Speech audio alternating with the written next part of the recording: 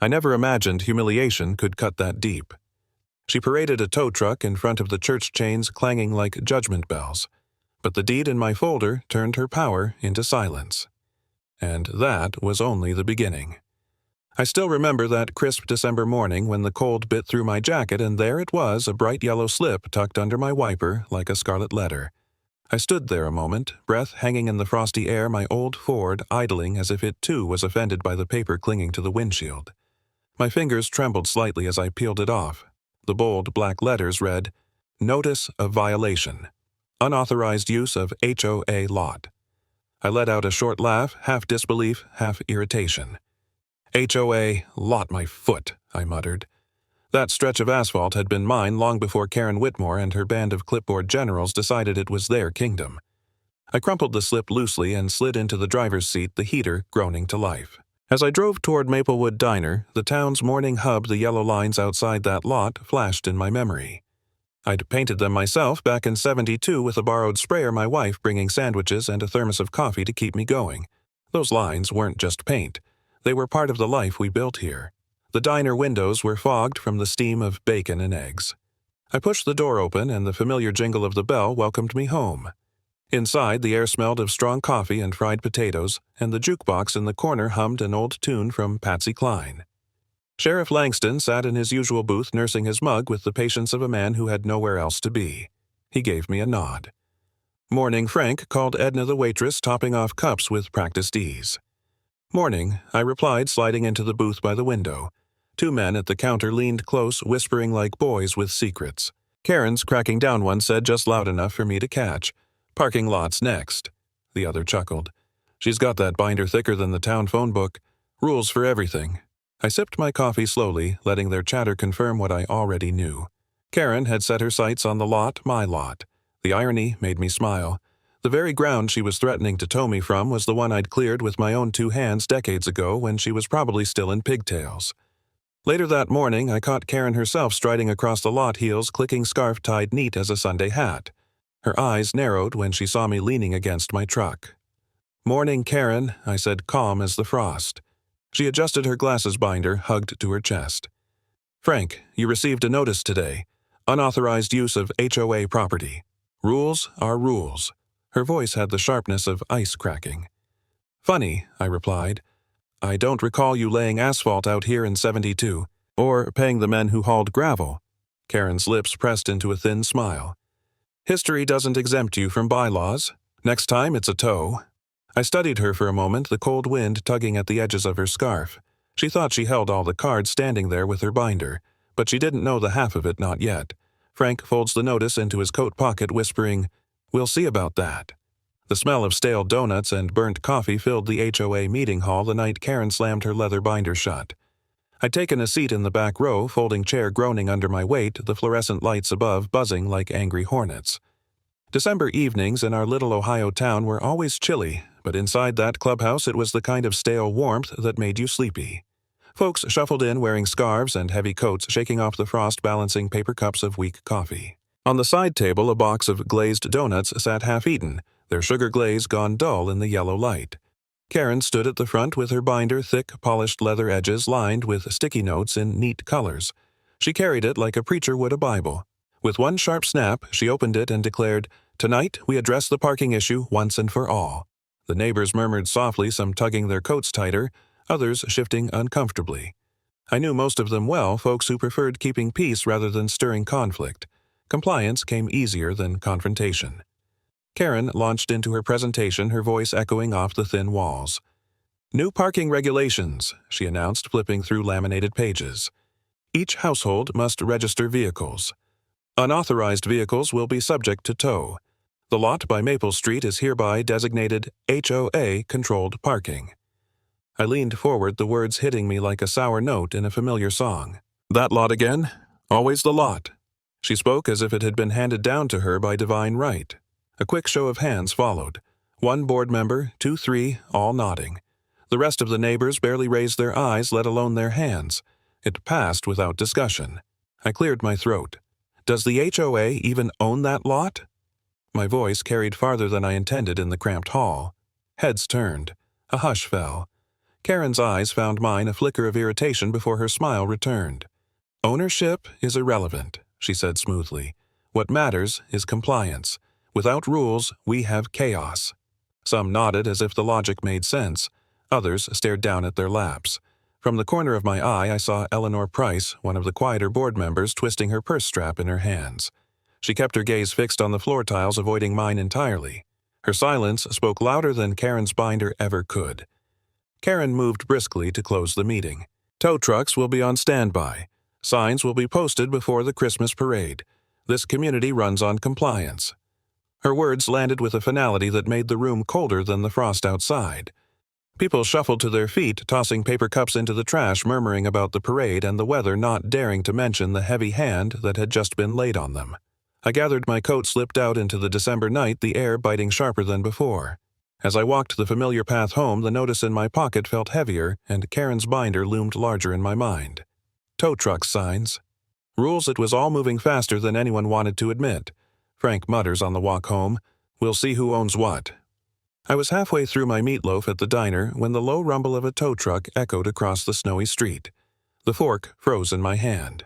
I glanced out the wide, frosted window steam from the diner's kitchen clouding the glass, and there it was. Headlights cutting across the snow-dusted lot, a big truck rolling in like a predator stalking prey. The chatter inside quieted spoons, pausing in bowls, eyes drifting to the window. My old Buick sat there under the streetlight, dusted white, looking harmless as ever, and there, just behind it, was Karen, bundled in her fur-trimmed coat, finger extended with authority like a queen in some twisted ceremony. She pointed directly at my car. That one non-compliant, I could hear her muffled voice even through the glass. A shiver went through me. The notice, still crumpled in my coat pocket, felt suddenly alive, burning against my chest. I shoved back from the booth, nearly knocking over my coffee. The waitress gasped, a hand flying to her mouth. Folks inside leaned forward, whispering, Elvis, crooning softly from the jukebox in the corner, almost mocking the tension outside. I pushed through the heavy diner door, cold air slapping me awake. Snowflakes caught in my eyebrows as I hurried across the lot. The tow driver, a stocky man in a blue jacket with grease stains, was already lowering the hook chains clanking in the night. "Hey!" I shouted, waving my arms. My breath puffed white in the frigid air. "That's my car!" Karen turned with a smug smile, clipboard clutched against her chest like a shield. "Frank, rules are rules. Unauthorized use of HOA property means consequences." The driver hesitated, one boot scuffing the pavement. He looked between us, uncertainty flickering in his eyes. I pulled a folded paper from my coat pocket, hands trembling less from the cold and more from the sheer absurdity of it all. The photocopy of the deed, yellowed edges, my name printed clear. I shoved it toward the driver. "This lot doesn't belong to the HOA. It's mine. I painted those lines myself back in '72.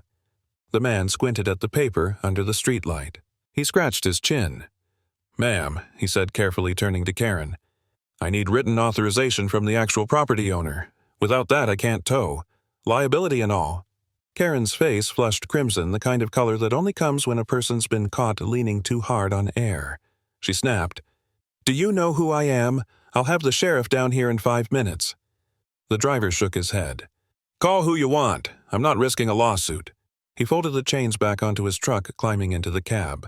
The engine growled, the lights swung wide, and with one slow pull the truck rolled back into the snowy night. Karen stood rigid, her clipboard trembling in her grip. She leaned close to me, her breath sharp. "Sunday, Frank. You'll regret it." She turned on her heels, crunching ice disappearing into the dark as the truck's taillights vanished down the road. I stood there, chest heaving, the deed still clutched in my hand like a shield from a different era. Slowly, I made my way back across the lot, boots crunching the snow shoulders, heavy with more than the cold.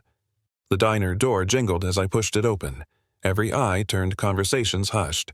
The waitress quickly topped off my coffee, her hand, gentle eyes searching mine for some sign of relief. I slid into my booth, the seat still warm, the jukebox switching songs low and mournful. My coffee steamed the cup, trembling slightly in my grip. Frank sits back at diner booth, staring at coffee cup. This isn't over. Sunday morning, I walked to the lot and found my car caged in by orange cones and no parking signs. Snow had drifted in soft ripples overnight, catching on the cones, so each one wore a little white cap like the town itself had decided to play dress-up. The air bit clean and bright, and from the church down the block the first bells drifted over slow and steady, calling folks to the early service. I stood there a minute with my hands in my coat pockets breath-fogging, looking at the tidy trap someone had built around my Buick. A sheet of plastic cheap and shiny was zip-tied to one cone. "Unsafe area, keep out." It fluttered when the wind shifted and snapped like a false alarm. I took in every detail the way old mechanics do, the way the cones were placed with fussy exactness 2 feet apart, the signs jammed into snowbanks, the tire tracks that didn't belong to me cutting a neat horseshoe before vanishing toward Maple Street. Over my shoulder I heard the shuffle of boots on crusted snow as families headed toward the church, hushed voices, children dragging plastic sleds that hissed on the ice, scarf ends flapping. No one wanted to look directly at me. You could feel it, polite, chilly avoidance. I crouched, ran a gloved finger along the bottom of one cone. Orange paint scraped away in places, new zip ties bright and tight. Somebody did this today, not last week. I straightened and pulled the Polaroid from my coat pocket, old thing with a temper, but it's never lied to me. I framed the cones, the sign, my car, the fresh tracks. Click. The camera coughed and spit out the square. I waved it gently, pale, image ghosting in. Click. Another angle, this time closer on the fake unsafe sign, catching the cheap plastic and the font that screamed office printer. I marked the back with my pen, Sun. 8:10 a.m. 28 degrees SF church bells. A crackle of static rolled across the lot and a thin voice cut through the morning. "Attention residents, this lot is closed until compliant." I turned toward the sound. Up by the walkway, Karen stood with a little loudspeaker lifted to her mouth, one of those battery-powered things you see at yard sales. She'd dressed for authority navy, peacoat leather gloves, scarf pinned just so, clipboard tucked beneath her arm like a prop in a play. The loudspeaker squealed, then settled. "Please use street parking only. Safety concerns are being addressed." "Safety concerns?" I said softly to no one in particular. The sign fluttered again, as if it were laughing. 2 men I recognized from the Wednesday Bible study slowed as they passed. They gave me small nods that weren't quite friendly and weren't quite unfriendly either, then moved on. Behind them, a little girl tugged her sled and stared openly at the cones before her mother steered her gaze away. I could hear the whispers travel like wind. Troublemaker, always pushing. Rules are rules. In a small town, gossip doesn't sprint, it glides. I stepped closer to the cones, careful not to nudge them. Click. Another shot, this time lining up the church steeple in the background so no one could claim the photo was taken somewhere else. Behind me, the loudspeaker crackled again. "For your safety, do not remove signage. Tow trucks have been notified." Her voice had that bright, brittle cheer you hear from people who enjoy being obeyed. "Karen," I called, keeping my voice even. "Who marked this lot unsafe?" She lowered the loudspeaker an inch and smiled like a mother indulging a child. "Frank, we're simply following procedure. Non-compliant areas must be marked until resolved." "Procedure for HOA property," I said. "And this isn't that." "Ownership," she answered. "Lifting the loudspeaker again is irrelevant to safety." She clicked it back on and repeated her announcement for the benefit of anyone who might have missed it. A figure approached from the sidewalk bundled in a wool coat the color of oatmeal. Small, careful steps on the slick patches. Eleanor Price. She kept her chin tucked against the wind hands stuffed deep in her pockets. When she drew near, she didn't look at Karen. She looked at the cones, then at my camera, then, finally, at me. "Morning, Eleanor," I said. She glanced over her shoulder, then moved a little closer than politeness required. "Morning." "Frank," she whispered, voice thin and quavery. She cut herself off, eyes flicking to Karen's clipboard to the loudspeaker back to me. "This isn't right. I've been telling them I said. The lot's mine. Has been since '72. "I know," she said, and the way she said it was heavier than the words. "Some of us know." Her breath made a small cloud between us. "Karen's spending HOA funds she shouldn't. I'll help you soon." The last part landed like a promise she wasn't used to making. Before I could answer, the loudspeaker barked again, closer now. Karen had drifted toward us, boots crisp on the snow. "Eleanor. Dear, we need you by the entrance. People are confused. Tell them to use the street." Her smile didn't reach her eyes. Eleanor shrank an inch, then straightened. "Yes, Karen," she said, but not with the same obedient music as before. She gave me one last look, something like apology wrapped in resolve, then moved off toward the sidewalk where a little knot of families had formed, unsure where to park, unsure what to think. I took 2 more photos, one of Karen with the loudspeaker, the church steeple peeking over her shoulder, One of the clustered neighbors' faces turned away, hands shoved in pockets against the cold. The Polaroids buzzed out with that familiar mechanical sigh. I labeled them, slid them beside the others in my inner pocket where they warmed faintly against my chest. Evidence isn't always as grand as a deed or a court stamp. Sometimes it's the humble record of ordinary nonsense. A gust pushed down Maple Street and lifted the plastic sign so it snapped harder. Some part of me wanted to reach and yank every cone aside and drive out just to prove a point. But another part, the part the Navy trained into me, knew better than to give an adversary the scene they wanted. I stayed where I was, camera in hand, looking like a patient old fool in the snow. That's fine. Patience has teeth if you feed it long enough. The church bells tolled the quarter hour, and folks quickened their steps. A boy slipped on a patch of ice and popped up laughing mittened hands dusted in snow. His father chuckled, then noticed the cones around my Buick and steered their path wider.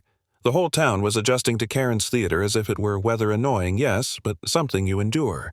That's how power works when people stop asking who gave it to you. I moved around the car and noticed the cone placement left a neat lane where a tow truck could slide in without bumping a single marker. I photographed that too, then took a close shot of a shoe print beside the cone with the unsafe sign. Smaller than mine. Crisp tread pattern. The Polaroid, word and spit. I labeled it and tucked it away. Residence. Karen sang into the loudspeaker, pacing. Now, do not engage with the non-compliant vehicle owner. This area is closed until compliant. Thank you for your cooperation. The last word came out like a rubber stamp. I nearly smiled. I've learned over the years that people who lean hard on words like compliance rarely trouble themselves with words like permission. The cones were trespass on my land, pure and simple. She could wrap it in safety ribbon, all she liked. Snow began again, light and steady, gracing the loudspeaker with a dusting. I took one last photo from the far edge of the lot, a wide frame with cones, the Buick, the church in background, and Karen's tiny figure amplified by that plastic horn. Then I capped the camera and tucked it away. The bells started again, lower now, as if the wind carried them through wool. For a long minute I just stood there alone in the white hush, listening to the scrape of shovels and the squeal of the loudspeaker. The cones cast skinny shadows that ran toward my boots like bars on a cell. Each one was a bright little lie, and together they made a story people would believe because it was easier than arguing. I could feel the weight of it settle across my shoulders the way snowfall does, grain by grain, until you notice how heavy your coat has become. Karen smirks. Next week, Frank. Tow truck won't stop this time. The church choir had just begun Amazing Grace when the clatter of heavy chains drowned them out. At first I thought the furnace had kicked too hard, or maybe someone had dropped a stack of folding chairs in the fellowship hall, but then the chains rattled again, sharp and metallic, echoing across the lot outside. The organist faltered, voices wavered, and a murmur passed through the pews. I turned my head toward the tall stained glass window. Sunlight spilling through blues and reds, and there it was, the tow truck back again, lumbering like some iron beast across the snow-dusted church lot. Its hook swung with a hunger I could feel in my bones. The congregation shifted coats, rustling. Whispers hissed through the wooden rafters. "Is that Frank's Buick?" Someone gasped. I felt my throat tighten as every head tilted toward me. My hands clutched the hymnal, though no song was written on the page anymore. Karen stood outside, bundled smartly as always, her scarf, neat clipboard balanced against her chest. She raised her voice over the groan of chains loud enough to carry straight through the sanctuary doors. "This man refuses to comply with HOA rules." The words hit harder than the bells that had called us here. Folks leaned toward one another, whispering behind gloved hands. How embarrassing for old Frank. Always thought he was careful. Rules are rules. I stumbled to my feet, my knees stiff with age and humiliation. "That lot isn't yours to govern," I tried to say, but my voice cracked. My protest sounded small, fragile against the grind of the truck. Karen's answer was quick, merciless. "We warned you." She didn't even look at me when she said it, just gestured with a gloved hand. The driver nodded and set the hook against my car's bumper, metal on metal, like a sentence passed. The chains yanked taut, groaning. My Buick lurched forward with a sickening jolt. I caught a glimpse of the neighbors' faces pressed to the window glass, wide-eyed, uneasy, but none stepping forward. Not one voice joined mine. From the side of the lot came another sound, steadier, deeper. Sheriff Langston, broad-shouldered in his brown coat, pushed through the crowd. He didn't rush. He never did. His boots crunched over the icy ground as he raised a hand. "This isn't the place," he said, calm, but iron under the words. "We'll handle it at Town Hall." His eyes cut from Karen to the driver, then to me. He didn't need to say more. Authority clung to him the way frost clings to glass. The driver hesitated, but Karen waved him on, lips pressed thin. With one last groan, the truck pulled my Buick clear of the cones and dragged it toward the street chain, screeching like a hymn gone sour. The congregation spilled out from the church steps, faces half hidden behind scarves, murmuring like sparrows in the rafters. I stood in the snow, my breath ragged, watching the car that had carried me through decades of winters hauled away like a piece of scrap. My shoulders sank. My pride felt stripped raw under the watchful eyes of my neighbors, people I'd shared pie with, coffee with, stories with. None came forward. None said my name. The tow truck's red lights flickered against the stained glass as it rumbled down the street. The last notes of Amazing Grace died in the cold air, never reaching the final verse. Frank whispers, voice a-cracking, "I won't be shamed like this again." I spent the next Tuesday knee-deep in dusty courthouse files, the smell of paper and mildew thick in the air. The archive room was warmer than I expected, though the heat only made the scent of old paper swell. Fluorescent tubes buzzed overhead, washing the gray shelves in a steady light that left no shadows for secrets. Rows of boxes, stretched farther than my eyes, wanted to follow each one, stuffed with deeds, tax slips, liens, forgotten family histories.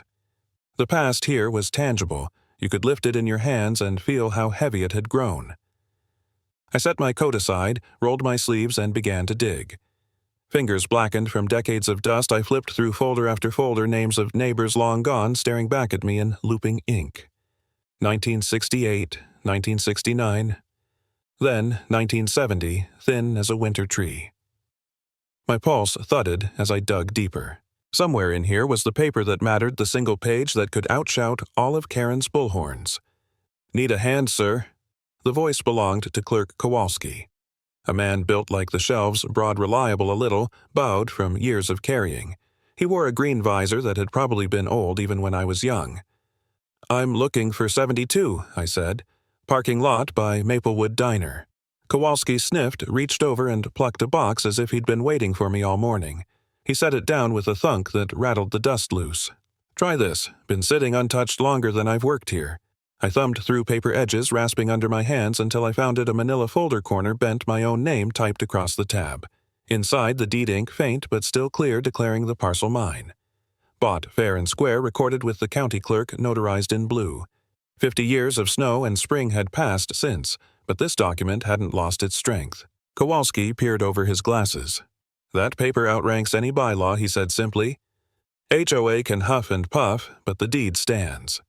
I exhaled so hard it shook the dust from the folder. For the first time in weeks, the air seemed clean enough to breathe. Later that evening, I carried the folder like a relic into Maplewood Diner. The neon buzzed over the window, and the jukebox crooned a scratchy Bing Crosby carol. The waitress topped off mugs without asking her smile, small but steady. Locals sat hunched in booths, trading stories about snow shovels and Christmas lights. Eleanor slipped in through the side door, her purse clutched tight, eyes scanning the room. She slid into the booth across from me, a thin envelope already trembling in her hand.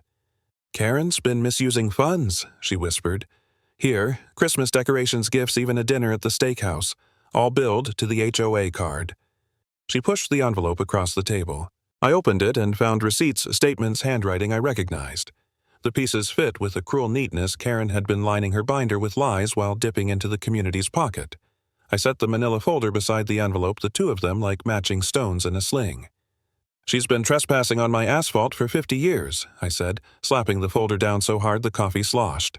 The sound made heads turn spoons, freeze mid-stir. The truth had weight now. Real weight. Eleanor's eyes for once didn't flinch. "Town Hall's Thursday. Be ready, she won't go down easy." By the time I stepped into Town Hall, the air reeked of cocoa and tension. Outside, a scout troop was ladling hot chocolate into paper cups, the steam rising into the sharp December night. Inside, folding chairs creaked as neighbors settled in scarves still looped around their necks. A wreath hung crooked over the podium, its red bow drooping under the fluorescent lights. The smell of pine mixed uneasily with the mutters of a divided crowd. I carried the manila folder under my arm as if it were a Bible. The paper inside had steadied my hands all week, its ink older than most of the decorations strung along the walls. Tonight, it wasn't just evidence, it was a lifeline. Karen was already there, of course. She stood near the front leather binder, pressed flat against her chest, her eyes glittering like ice under a lamplight. When she saw me, her lips curled in something between a smile and a sneer. Sheriff Langston took his place at the center table, removing his hat and setting it down with deliberate care. His presence quieted the room, though the undercurrent of gossip kept flowing like a stream under ice. Karen stormed the stage heels, clacking on the hardwood. She snapped open her binder pages, fluttering. This man has never paid taxes on that property, she declared, waving a stack of charts and graphs that looked too neat to be true. Here is the proof he's been squatting on our lot for decades. Gasps rippled through the hall. A man in the back shook his head, muttering, knew he was cutting corners. Others nodded at Karen, their eyes flicking toward me with something sharp in them. For a moment my throat tightened the way it had outside the church, but I rose slowly, steady the manila folder firm in my hand. The crowd hushed as I walked to the podium, boots echoing against the floorboards. I set the folder down, the sound sharp as a gavel. This is the deed I said. Filed in 1972. My name, my asphalt, my lines. I opened the folder and slid the paper toward the sheriff. The room leaned in a collective breath held. Sheriff Langston adjusted his glasses, scanned the page, and let out a low grunt. Lot's been Miller's since '72, he said. His voice was even, but the weight of finality was there. He looked up, eyes steady on Karen. Case closed. The words struck like a bell. Conversations burst out, neighbors swiveling toward one another. Some smiled in relief, others frowned, but the tide had shifted. Eleanor rose from her chair, her hands steady as she walked to the podium. From her purse, she drew the envelope, the one I had seen at the diner. She laid the receipts out in a neat row. And here, she said softly, is how Karen's been using our dues for her own purchases. Decorations, dinners, gifts not for the community, but for herself. The crowd erupted again. Veterans at the back crossed their arms grim. A mother with a child on her lap whispered furiously to her neighbor. The sheriff gathered the papers, his jaw set. Karen's face drained of color. Her binder slipped from her grip, crashing to the floor, pages scattering like brittle leaves. She didn't stoop to gather them. Her eyes darted from one neighbor to another, searching for an ally, finding none. Sheriff Langston stood, his voice cutting clean through the noise. Karen, you and your board will answer for this. On Christmas Eve, I stood by the lot, snowflakes landing on the fresh yellow lines I had painted once more. The paint was still new enough to shine in places golden against the dim afternoon. I'd laid it down the day before with a borrowed sprayer and the help of 2 teenagers from the scout troop, same way I'd done it half a lifetime ago, though my knees told me I'm not the same man I was then. The air smelled of pine and cold metal and cinnamon drifting from the church kitchen. Strings of lights looped from storefront to lamppost, blinking red and green as the early dark slid in. Down the block, the Christmas bazaar had spilled into the street, folding tables crowded with pies and hand-knit scarves, crock-pots steaming a veteran's donation jar, clinking every few minutes as someone tucked a folded bill inside. The carolers were warming up by the nativity display, their breath puffing like tiny halos. Children skated in clumsy circles over a shallow patch of ice that had formed near the curb, every slip followed by a chorus of laughter and mittened hands helping each other up. Sheriff Langston stepped onto a milk crate and raised a hand. Conversations faded into the hush of snowfall. Folks, he said, as of this afternoon, the HOA is dissolved.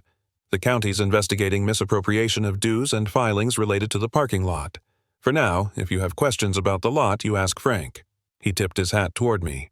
A wave of applause rolled through the crowd, modest and warm.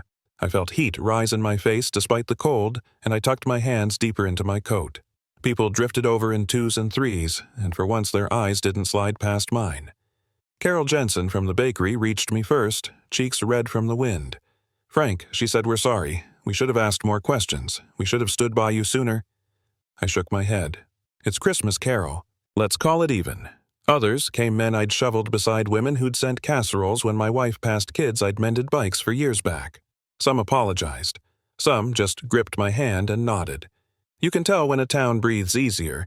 The shoulders come down and the voices drop a note or two as if everyone remembers they belong to the same song. Eleanor approached, neat in a wool coat and a knitted cap, her purse slung crosswise like a sash. She didn't look like the woman who'd twisted her hands in meetings afraid to speak. Tonight, there was steadiness in the set of her jaw. Sheriff Langston joined us, flipping open a small notebook. We'll be setting up a voluntary association for maintenance and events, he said. No dues without vote, no signs without permission. You folks put together a committee, I'll help you draft rules that don't trample anyone. Voices rose Eleanor for treasurer. It began near the cider urn and hopped across the lot like a spark. Eleanor went pink to the ears and tried to wave it off, but someone started clapping and then everyone did, and that was that. I cleared my throat. I've got something to say too. The murmur fell away again, neat as the last note of a hymn.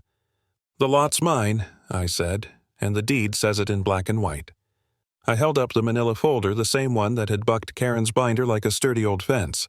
But I'm putting it in writing that Maplewood can park here, hold markets here, learn to ride bikes here long as we treat it with care. We'll work out a simple agreement so nobody's left guessing. No more loudspeakers, no more cones. That got a laugh, and I saw shoulders loosen in the second row. Even Sheriff cracked a grin. I'll file the memorandum after the holiday, he said. Plain and clean. A hush swept from the church doors as the carolers began Silent Night. The first lines floated across the yellow lines and the pie tables and the veterans' jar, and for a moment the lot felt like a town square had always been, even if we hadn't recognized it. I thought of my wife of the first time she'd brought me sandwiches while I painted lines with a back that didn't complain and a heart that didn't know yet what it could lose and find again. Snow settled on the folder's edge, soft as ash. "Come on," said Carol, pressing a paper plate into my hands. "You're not getting out of this without pie." The crust flaked under my fork, apple steam mingling with the sting of cold on my face. A little boy slid down near the curb and popped up shouting, "I'm okay," to general applause. Neighbors set up more tables along the fresh stripe, leaving a neat aisle the way I'd pictured when I measured with my tape the night before. The scouts hauled over a barrel for a tiny fire, and the glow picked up specks of snow turning in the air like confetti. I poured cider into paper cups from a battered silver urn. Folks drifted up, and I passed them along like I'd been tending this spot all my life. Eleanor stood beside me with a ledger already jotting names and ideas. "Farmers market again this spring," she said without lifting her pen. "Local musicians on Saturdays. Paint touch-ups every fall." She glanced at the yellow stripe running past our boots. "We'll keep it bright." "Bright will do," I said. The sheriff clinked his cup against mine. "You did right, Frank. I just hung on," I said. "Long enough for the truth to catch up." He nodded. "That's doing right in my book." When the song ended, someone called for a toast. I raised my cup, mitten off now so I wouldn't spill. Faces circled back, expectant lantern light shining in eyes I'd known for decades. This lot belongs to all of us now. A cheer rose, not loud but heartfelt, the kind that warms without show. Some folks wiped their eyes. Others just sipped and smiled. The carolers slid into another tune, and the children took off again, a blur of boots and laughter tracing loops along the edge of the fresh paint. Children skate on icy corner of lot, laughter ringing while Frank smiles. They tried to tow me, but I ended up giving the whole town a place to park. The town found its peace again, under the glow of Christmas lights, the echoes of quarrels fading like footprints in fresh snow. In standing up to one woman's misuse of rules, neighbors discovered that the strength of community always outweighs the weight of fear. It was a reminder that when fairness is guarded and voices are joined, justice can settle as quietly and firmly as winter frost. And perhaps like a lantern left burning on a porch, that spirit of unity will guide Maplewood through every season still to come.